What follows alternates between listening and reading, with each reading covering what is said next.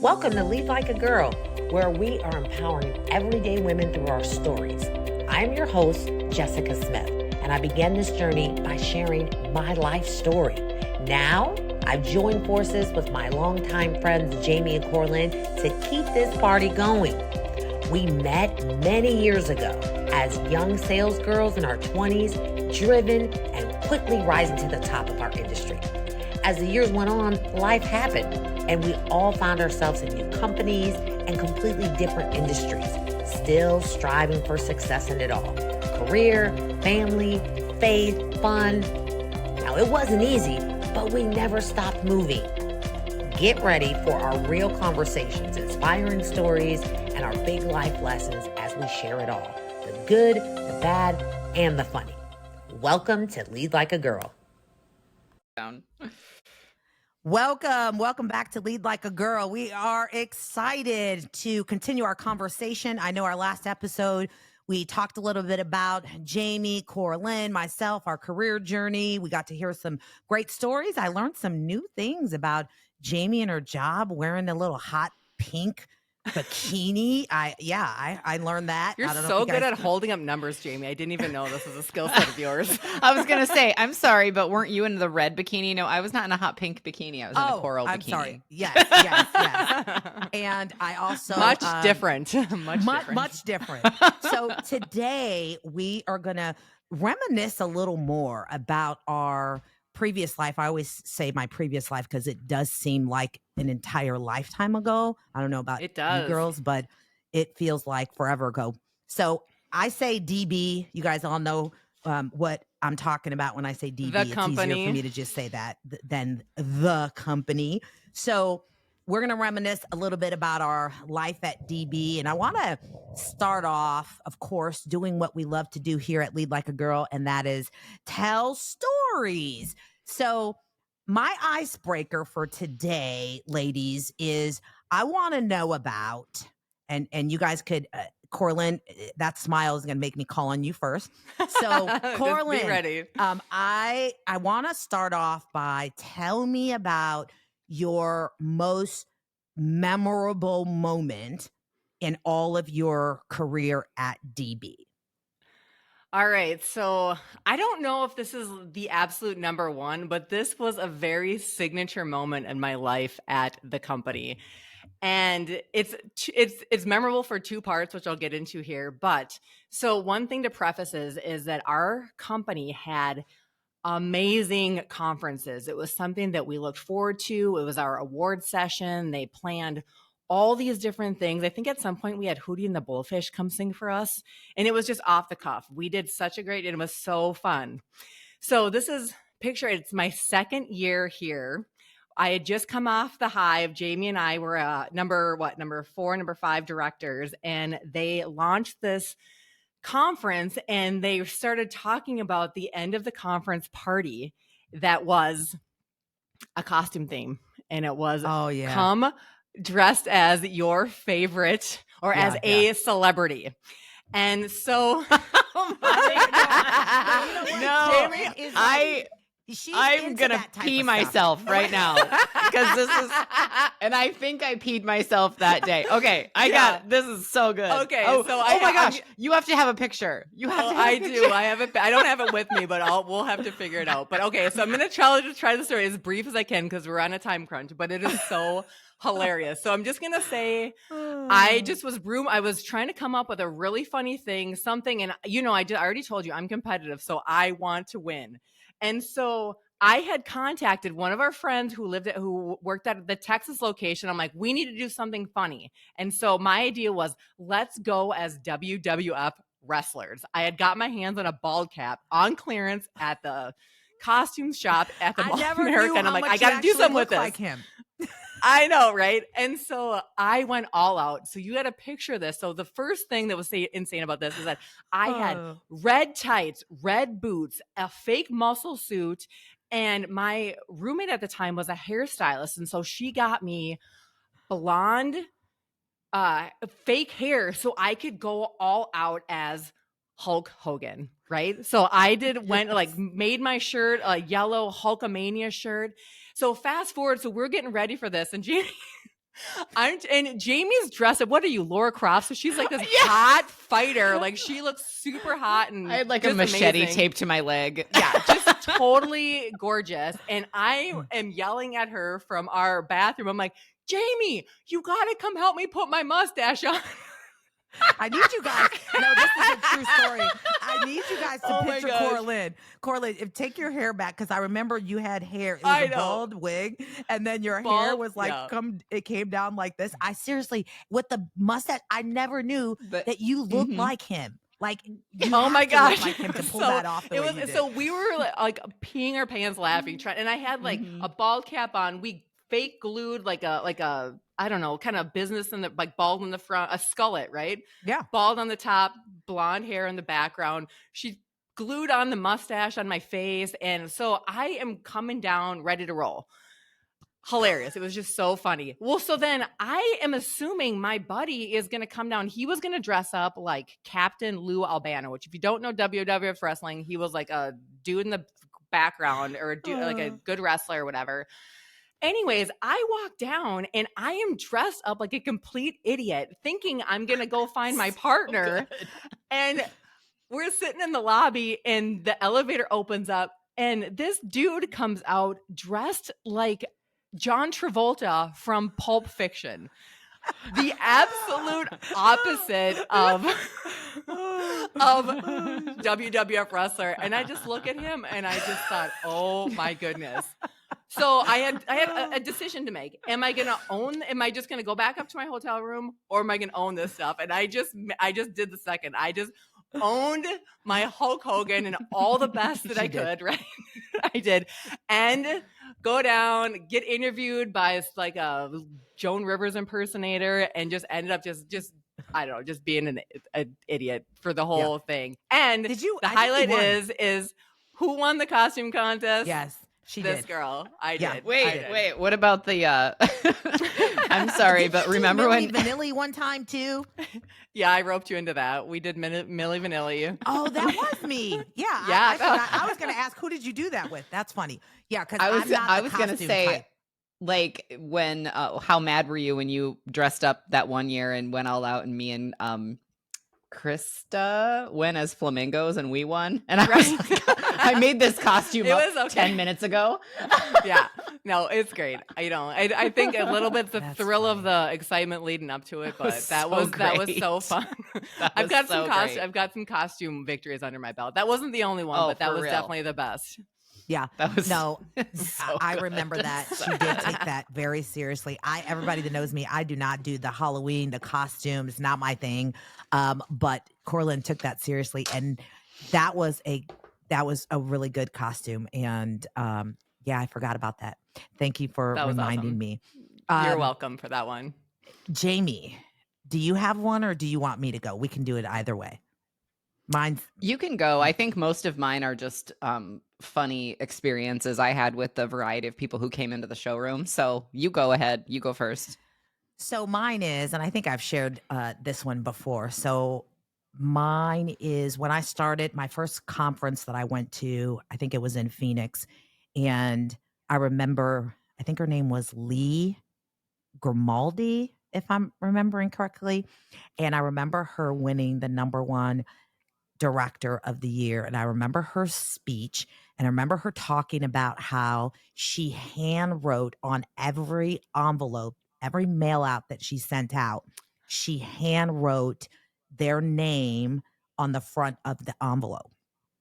And I was taking notes. And by the way, from that day on, every mail out that ever left that showroom had a handwritten. That was just part of what everyone did, not just myself. But I remember that. It's funny how I remember things when I have such a bad memory. But I forgot about that, but we totally did that too. I think I learned it from you probably. Again, following the people that know what they're doing. 100%. Yes, and I remember having pages of notes when she did her speech because a big part of her speech was talking about how she stood out, what made her different, the things that she did. And so I've always been the queen of plagiarism. Like, I'm not going to reinvent the wheel. If someone's already done the work, they've proven something to work, I'm going to take notes and then repeat it. And again, it's done. So anyway, so that day I was and I hadn't even become a director yet. I was still a lead generator, telemarketer. And I remember after that, I made myself a promise. Not only was I going to become a director, but I was going to be number one. And so fast forward, we're at this conference, and I remember when I had to say the speech. Of course, my speech had to be proofread by 7 levels all the way up to Mark, just to make sure that I didn't like F-bomb You or missed something the on the detail. You speech. didn't even say, so you hit your goal and you won number one director, right? You just Yes. you kind of skated over that, but that Okay, is so the yes. big deal. So I Thousands of people. There's 1,000 people probably. Like, she did it. and as a matter of fact, I did it twice. But this particular year, I was so excited, and I wrote my speech, and I got up there, and there was, I forget how many people, but it was a lot. And I wasn't nervous until someone told me how many people were in the audience. And then I was like, oh, great. I'm just a little nervous now. So I say the speech, and as soon as I started speaking, of course, the nervousness went away. But the best part was when I got down to my seat, and I want to say it was, what were their names? Nishad and I can't remember her husband's name. Rob, thank you. When I got to my seat, her husband, Rob, he was like, I just witnessed the cutest thing ever. And I was like, what? And he goes, so your son, Jonathan, at the time was, I don't know, I want to say he was maybe like 10, maybe 11. He goes, he didn't know that anyone was in the bathroom, and he was in the bathroom, and he was pretending like he was the announcer. And he's in the mirror, and he's got this tuxedo on, and he's like, and the number 1 director of the year from DB Chicago, Jessica Manning. Woo! That is adorable. I love that so and much. And the guy's like, when he came out of the stall, and he goes, and he saw my face, he was like, oh, I didn't know no one was in her. He was like, no, man. He goes, I high-fived him. He goes, and I told him, your mom she's killer. She's great. I know her. I love her. And he was like, oh, thanks. And so, so that was not the speech. Awesome. It wasn't that. It was that afterwards. And I was just imagining this kid in the bathroom doing that. So that's my most memorable in my 18 years memory of DB. That's a good one. I love that. I remember that speech, actually. I was so proud of you. I was like, that's my friend up there. And so I was just happy to be in your circle a little bit. Listen, I don't remember that speech. What I do know is that there was no chat. You're wearing a green dress. I remember that. Green dress. Oh my gosh. I don't remember the dress. But I remember that even the speech went through 3 levels of approval, and there wasn't really anything changed. We know why. What's coming out of this girl from Chicago's mouth? Let's be honest. and there wasn't many edits, so I was proud about that. And I was like, what the hell do you think I'm gonna say? Seriously. But anyway, it was good times. Jamie, what you got? Okay, I'm going to back up that whole sentence right there.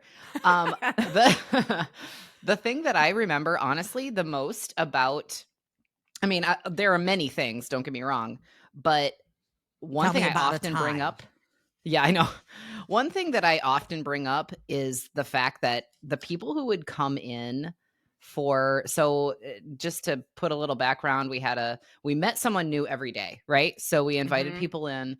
So every single day you had no idea who you were meeting with. It could be a married couple. It could be a single person. It could be anything.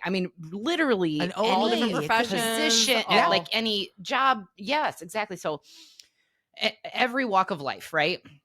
And so you really didn't have an idea of like who you would meet when they came in. And so one thing that I often tell people is I think a huge skill that I learned from working for the company was to be able to be sort of a chameleon in terms of anybody I meet. It could be an engineer, it could be a teacher, it doesn't matter, a millionaire, someone who's on welfare, it does not matter. It could be anything.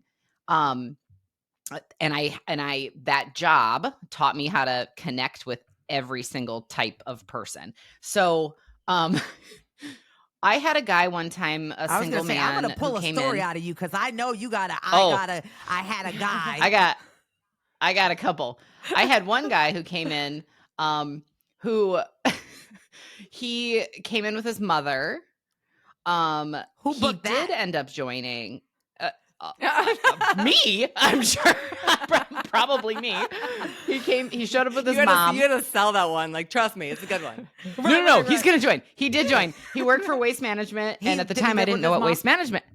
He joined as a single man, but he did show up with his mother, and we did let him in. He worked for Waste Management. I didn't know at the time what that meant. So now I know that he drove a garbage truck. Like, I didn't know what that was. And I was like, oh, that's so exciting. What is it? What do Good for you for managing your waste. He later came in and asked me on a date. And while he was asking me on the date, he was bleeding from his eye. He had a drop of blood coming out of his eye while he was asking me on a date. That isn't even my story. Okay, wait. I had another gentleman. No, I need to get more deep into that. Is this after he joined? Yeah, no, he joined, and he came back in. When did his eye start bleeding? He came in like a couple of weeks later, to ask me on a date, and when he was asking me on the date, he was bleeding out of his eye. So wow. I've never experienced that since. I did hand him a tissue in case you're wondering. I was like, I think you got a little something right here. Is that ketchup? What's happening? He was there was another gentleman tears. who came in one time who introduced me to the mouse that he had in his pocket of his shirt. So he had a button-up shirt on, and there was a mouse in his pocket. And he was like, my friend's in my pocket. This is a true story, Wait, Jessica. a real mouse? This is a true story. An actual mouse. He's like, oh, my friend is in my pocket. And I'm like thinking, okay, you're funny. Like, oh, okay. Like, that's friend? gross, probably. No, there's a mouse in there. Like a pet mouse? Yes. Yeah, a mouse. Did the mouse man join? I can't remember. Oh my God. I need to know if the mouse man joined. And did you put the mouse on the membership? It's like you can't. You honestly, it's like goes back to like you can't make these things up. Like this just this happened. Third encounter. My boss, the franchise owner, very funny person. He gosh, I think it was on a Monday. So on Monday nights, we didn't actually have like a presentation, but we did have to come in.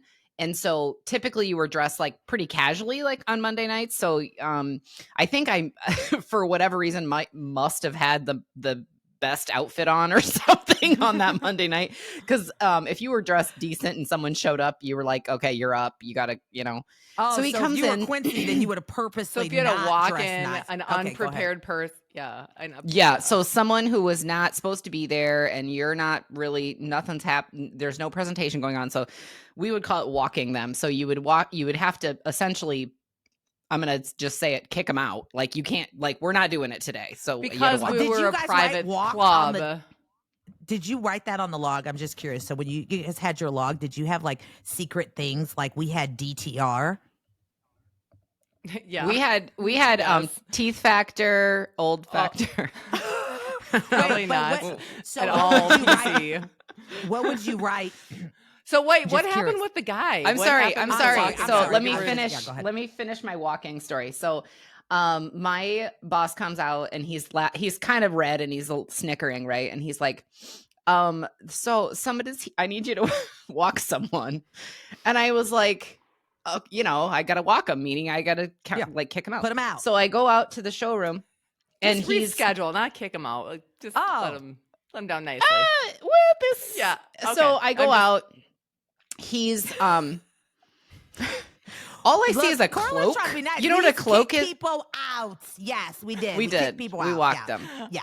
So he's in a cloak, I will call it. So he's wearing like a black fedora, and all I see is the cloak, right? So it's like so he's in a wheelchair. I'm assuming. Actually, I don't know. He was like autonomous, right? So he's in either like a scooter or like a automatic wheelchair, I'll say, but something. I couldn't see it because all I could see was the cloak. Like it's just like a black tent. Wow, this is sounding And then scary. so it's his head, it's his cloak, and then he's got a fedora on, and he's in, and I'm like telling him about the membership and everything else, and this is the best. I never shook his hand because his hands never showed up. It was just the cloak. You just And reminded me about the hook guy. Oh, go ahead. Wait. So, but anyway, I again can't make it up. I've got his like pass, his like invitation in my hand. I don't know how I got it because again, no arms or hand. I couldn't see anything. It was just the cloak. And so I'm walking him and I'm like, okay, so you can come back tomorrow night. It's at 7:00 and everything else. And I'm trying to hand him his invitation back, but no arms are out. And so he turns around and he's like, just put it in my hood. And I stuck it in like his hood. And then he was on his merry way. And I was like, wait, did he not have arms? Or I Like, don't we know. don't know. I'm sure he had some but all I Did he saw come back? was no. He didn't Did you qualify him for purchases? We're going down in the weeds here. I was simply like, let me hand you back your invitation to come back tomorrow. And he just turned around. So Jamie, We these just are had such your a put good it in offer. my hat. Everybody wanted to be a part of it. It was good. Well, They're just again, like so many different people showed up and you just really had to go with it. You had to like roll with the punches, like figure out how you're going to communicate with these, whoever showed up. So yeah, those are a couple of my most memorable. so I like where you went, experiences. Because you went, and we could do probably a whole thing just on that. Your most memorable DB, guest in the door. Because I have some funny ones too. So we won't go into Some that. celebrities, some local bigger celebrities. Not that we need to name drop them all right now, but that was always kind of a fun thing too. Well, I think that one thing I thought you were going with this, Jamie, is in that process, one of the things that I learned as a sales professional is that you can't judge a book by its cover. And so, of course, we did it. That was kind of a practice. However, how many times were we surprised someone came in and you just look at them and everybody's like, well, I don't want them. I mean, this is what everybody does in sales in all environments, right? When, some people call it when you have an up. But how many people did not look like, I mean, let's just be real. I mean, they look like they could be homeless and then they ended up dropping $6 or $7 grand on their credit card that night. You can't judge a book by its cover. And I thought, that's one of the things that I learned.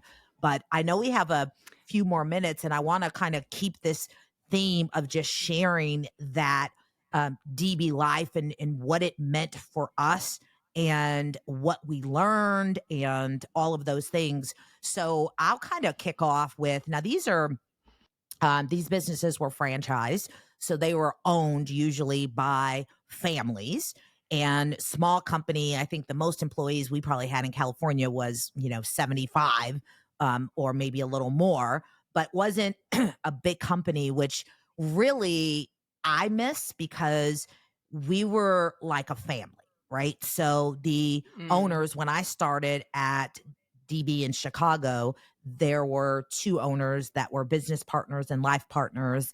That relationship ended, and there was a period of time where the owner owned the company by himself. And I learned a lot then because I didn't know any other franchise in the entire network that was only owned and ran by one person. So I had the opportunity to witness someone running really a 2-person business by himself. And he was, Mark did his MBA at Kellogg.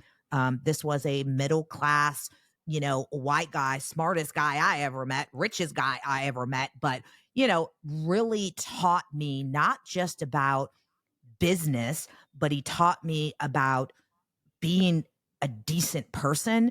He taught me about honesty and integrity. Which is so foundational. We all started at the company when we were in our young 20s, which was very important for all of us to be able to have somebody and a system that we could follow and mentor us through those early ages or those early years of our business career. Yeah. I would say mentorship, friendship, family. For me, that's kind of what that was. And I don't know about you guys, but again, I was 19 years old, and I didn't know about money. I didn't know about credit. I didn't know about buying a home. I didn't know about any of those things. And I remember the early years of that relationship, him just asking me, like, what are your dreams? Like, what do you want to do? And he Mm. taught me how to make smart goals, how to write goals down. And so those were some of the beginning years for me and my foundation of our mentorship. Um, I don't know about, you guys want to share in terms of the owner of the franchise and what that was like for you guys? I think in Minneapolis, and Jamie maybe you'd agree with this, is that one of the things that we always did and that the owners of our franchise always touted, be a student of self-improvement. Every week we'd have a big launch meeting, and in that meeting we would always have to bring, what self-improvement book are you reading this week and this month, and we'd all go around and just not do a book report, but just share what is the nugget, what is the point. And so very early on, I mean, I was reading John Maxwell, Brian Tracy, like How to Win Friends and Influence People, Dale Carnegie. I mean, just all of these different, very iconic sales books, and just gleaning all of this information from that. And I just think even to this day, I always am listening to audiobooks, listening to different podcasts, just for not necessarily shaping one thing or another, but what is the one nugget that you can get out that's going to help you today or help you this week. And I think that what his line was always, you want to be green and growing, not ripe and rotten. And I think I that like that that. is, yeah, I'm gonna right. text Mark. He didn't And have any one-liners like that. he didn't, But yeah. But I Cord, think though, that's it though. yeah, did you guys have any exposure to stuff like that before? Like in terms of like self-improvement books, was that something that you knew about, or was that first presented to you, by the owners of DB? I think collectively across the being in school, yes, Okay. but not as something that you did as a habit, as a personal, not as you had to do for a class or something like that. But that was the first time that I had been exposed to, yes, this should be a part of your daily and weekly routine to incorporate that kind of thing and that kind of positive imaging and messaging into your life, for sure. Got it. Jamie, what would you say was just one of your biggest takeaways in terms of just skills learned or habits over the years of working with the company? Well, I think in general, I agree with what Corlin said. I mean, we worked together, so we had a consistent leader. We had a consistent schedule in terms of always having a book that we were reading, always having a sales meeting where we're working on our skills daily, if not, daily, weekly, monthly. But just that, like I said before, being that chameleon and being able to adjust my sales technique to any type of person that walked through the door, any type of person that I've encountered.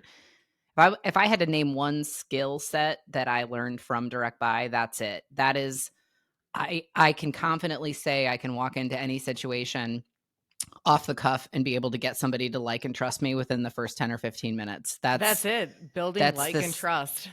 That's the skill set that we learned. And I was there for 10 years. So every single day for 10 years of my life, almost every day for 10 years of my life, I had to be able to connect with someone immediately, get them to like and trust me immediately, and not in a superficial way. Like I would say Right. like a genuine personality trait that we all have, that we all really worked on and honed in on and became experts at, is our interest in other people. Like I genuinely was interested in learning more about the person sitting across from me. And I feel that that's still something that I utilize, and I very authentically can say I believe in. Like, I'm genuinely interested in learning everything I can about the person sitting across from me, no matter what their position, no matter where they come from in at whatever walk of life. And I think that if you got to pick one thing from that position, that one trait alone, or that one skill alone, has helped me personally in every other aspect of every career I've had. Yes, I 100% had a agree. mentor. Yes, I love the fact that they were very the incentives were great. I had that family feel. I had a leader. I had someone who taught me my sales skills daily, and helped me work on those sales skills. But that's it right there. Just Yeah. being interested in people, being able to develop that like and trust immediately. Yeah. Mhm. And I like the way you pointed out genuinely being interested, because, let's just be real. Salespeople have a bad rap, right? That, you know, we lie, we manipulate, we really don't care. And I think that was really my biggest takeaway. And as throughout the years that I believe that really made us as salespeople stand out, is that you don't have to lie, cheat, and steal to be a successful salesperson. And we had to Amen. combat that every day, because people came in and they expected that from us.